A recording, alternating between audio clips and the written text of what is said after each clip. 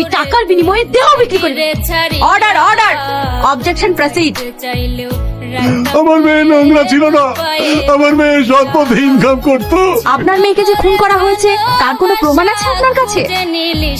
স্বামী রাজের কোনো উপযুক্ত প্রমাণ না থাকায় আদালত তাকে সম্মানের সহিত বেকসুর। Excuse me madam. What?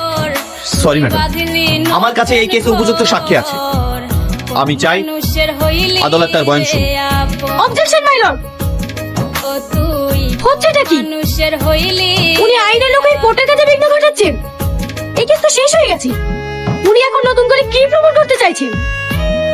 Sorry madam, আমি কোনো আদালতের কাছে বিঘ্ন ঘটাচ্ছি না।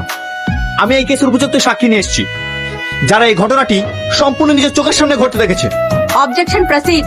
অফিসার, আপনি আপনার সাক্ষী পেশ করুন। যাহা বলিব সত্য বলিব, সত্য বই মিথ্যা বলিব না।